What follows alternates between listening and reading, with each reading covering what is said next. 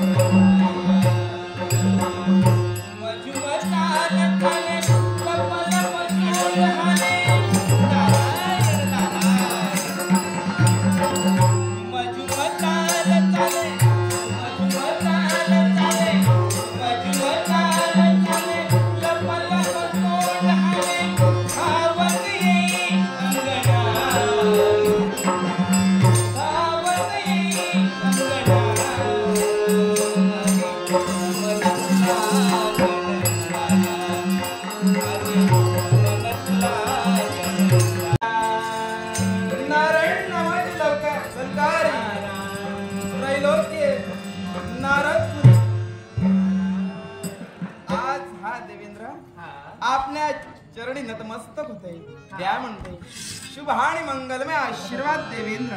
देवेंद्र मनातील इच्छा सद्भावना पूर्ण होतील असा मंगलमय आशीर्वाद. वा वा आपला आशीर्वाद मिळाला.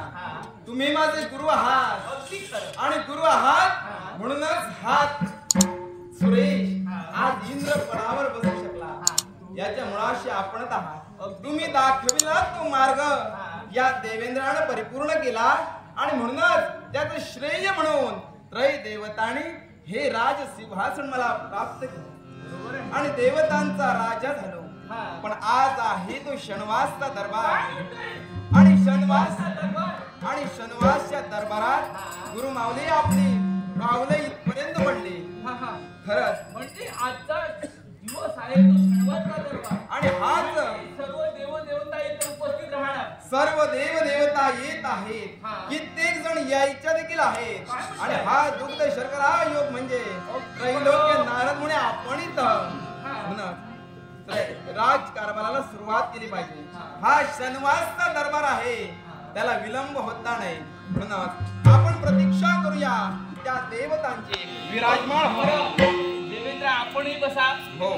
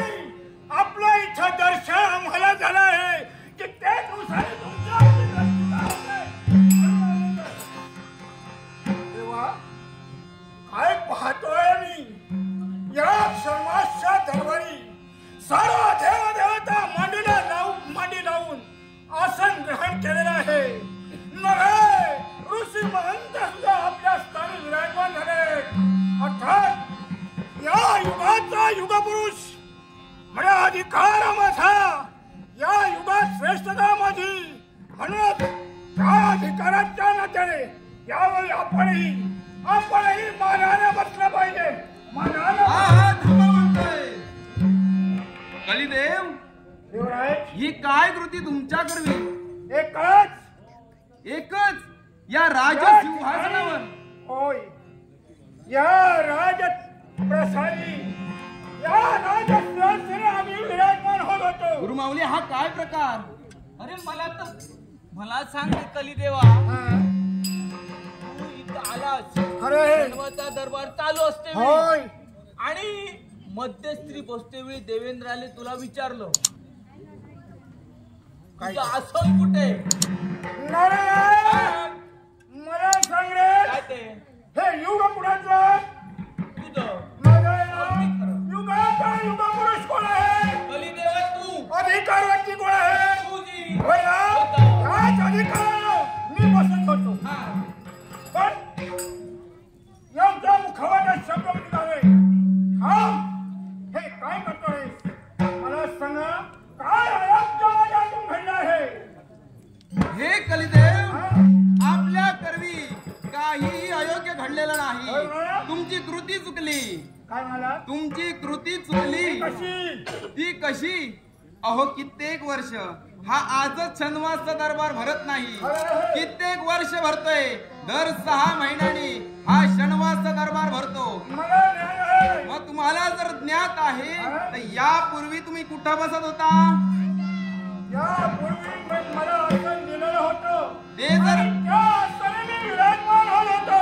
हा पण मला सल्ला या शनिवारच्या दरबारी सारी देवाच्या मांडीलावर बसलेले आहे. माझं आसन 12 पावलं दूर का? तुमचंच आसन 12 पावलं दूर का? कशासाठी?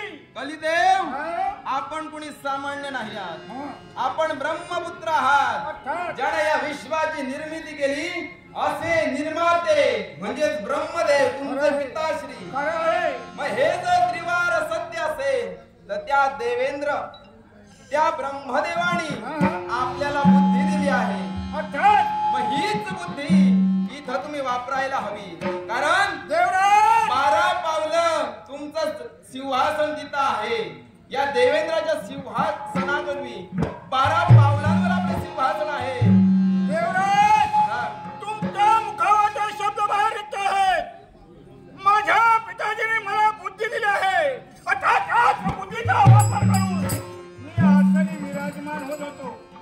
माझं आसन 12 पावलं तुम्ही दूर ठेवला होता. या आसनी मी विराजमानही होत होतो. पण सांप्रत युग कुणाचं आहे? माझं. सांप्रत युग हे कलियुग आहे. अधिकारी व्यक्ती कोण आहे? अधिकारी व्यक्ती आपण आहात. पण तो अधिकार इथं राज दरबारात नव्हे, स्वर्ग साम्राज्यावर नव्हे. ऐकून घ्या म्हणतोय. तुमचा अधिकार कुठं आहे? मृत्यूलोकी. मृत्यूलोकी तुमचा अधिकार आहे. तो तुमचा अधिकार कोणीही छिनू शकत नाही. जोपर्यंत हे युग सरत नाही तोपर्यंत तुमचा अधिकार कुठेही जाणार नाही. मागील 3 युगात मला चक्रबंद करून तुम्ही देवताने ठेवलात. एकाचे लिंगा दुसऱ्याचे जीवा देऊन मला बंदिस्त केलात. पण सांप्रत युग आहे, कलियुग आहे. या युगाचा युगपुरुष ही कल्पाची देवता आहे. अर्थात या युगाच्या ठाई मला जे वाटेल, माझ्या मनाला वाटेल, बुद्धीला वाटेल त्याचप्रमाणे मी तुम्हाला तुमच्या मानी मनगडी असणारा आत्मविश्वास हा तुम्हाला कुठंतरी अहंकाराच्या दिशेने घेऊन जात आहे. म्हणून तुम्हाला मी सावध करू इच्छितो. तुम्ही आताच सावध व्हा. बरोबर आहे. पण मला सांग रे, युग, त्रेतायुग, द्वापारयुग आणि कलियुग असं असते वेळी सत्ता कुणाची? मग याच्यासाठी हे इंद्रपत्नीला मिळायला पाहिजे. अधिकार माझा मला मिळाला पाहिजे. या राजशासनाने मी बसणार आहे. विलंब लावू नको. सांप्रत मी तुम्हाला सांगू इच्छितो, तुमचे अधिकार आहेत ते मृत्यूलोकी, इथं नाही. आणि जिथं आपले अधिकार नाही तिथे अधिकार आपला गाजवू नये हा शास्त्राधार आहे. जरूर आमचा अधिकार मृत्यूलोकाच्या ठिकाणी आहे. पण सांप्रत हा कल्याण तुम्हाला सांगतोय, या राजशासनाला मला बसायला मिळणार आहे. ह्या राजसिंहासनावर आपल्याला कधीही बसायला मिळणार नाही. जर तुमची ही इच्छा असेल तर जरूर ती पूर्ण होईल. पैकी त्रय देवतांच्या इच्छेनं, त्रय देवतांचा हा देवेंद्र आज्ञांकित आहे. त्यामुळे या जर सिंहासनाचा तुम्हाला उपभोग घ्यायचा असेल तर शनिवारच्या दरबारी आता काही काळानंतर त्रय देवतांचं आगमन होईल. त्रय देवतांजवळ तुम्ही हा प्रस्ताव ठेवा. त्रय देवता आल्यानंतर त्यांना काय सांगावं हे मला नाही आहे. त्यांना मी काय केलं? प्रथम नाही आणि दुसराही नाही. तुम्हाला नाही म्हणजे नाही, बसायला मिळणार नाही.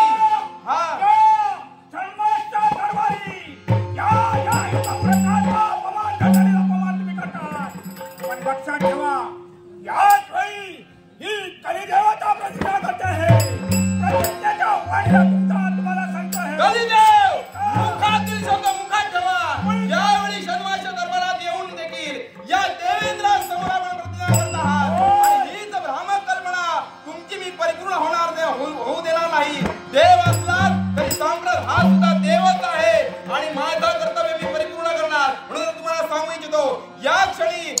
तुमचा हट्ट सोडा म्हणतोय.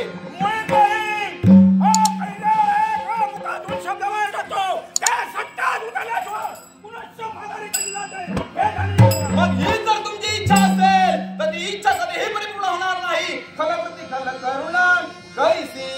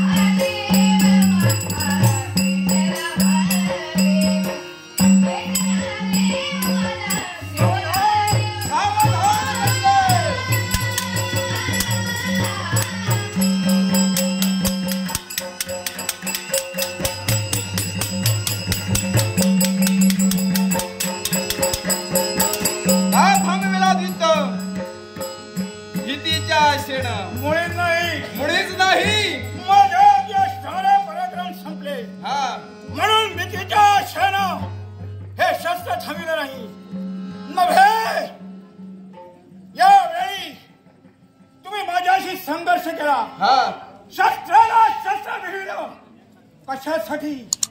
या राजगादीसाठी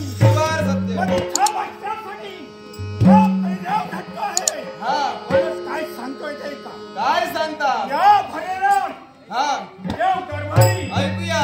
माझा झालेला जगाला अभिमान तुम्ही देवतांनी केला अर्थात हा अपमान तू केला आहेस. या अपमानाचा बदला घेण्यासाठी हा कैदेव काय आहे हे त्या दाखवू दे.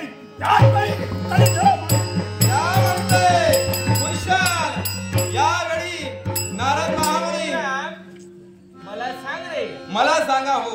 केवळ छणवाचा दरबार असते कलिदेवाने थैमान मांडलं. कलिदेवांचं हे थैमान. मला सांगा गुरुमावली तुम्ही आहात. अगदी खरं. त्रैलोक्यात ज्याची भ्रमंती आणि जो देवतांचा अनुयायी आहे, जो देवतांना संकटात पडल्यानंतर मार्ग दाखवितो, तो देवतांचा अनुयायी त्रिकाल ज्ञानी पुरुष तो नारद महामुनी माझे गुरुवर्य. मला सांगा हो, या तुमच्या शिष्याकडून काय चूक झाली का हो? नाही देवेंद्रा. नाही ना? नाही नाही. माझंही मनोमन तेच सांगत होतं जे तुम्ही म्हणत आहात. मग यावेळी या शनिवारचा दरबाराचा त्याग करून विश्रांतीसाठी निघालो म्हणतोय. मग यावेळी विश्रांतीसाठी न जाता देवेंद्रा तुला मी मार्ग सूचित करतोय. तुम्ही मला मार्ग दाखवित आहात. कृतयुग त्रेतायुग द्वापारयुग आणि सांप्रत चालू आहे ते कलियुग कलियुग न जाणू नकळे कलिदेव आपल्या करार छायेने काय निर्माण करील हे काही सांगता येणार नाही. हे काही सांगता येणार नाही. याच्यासाठी देवेंद्र आपण सूचित राहणंही योग्य आहे.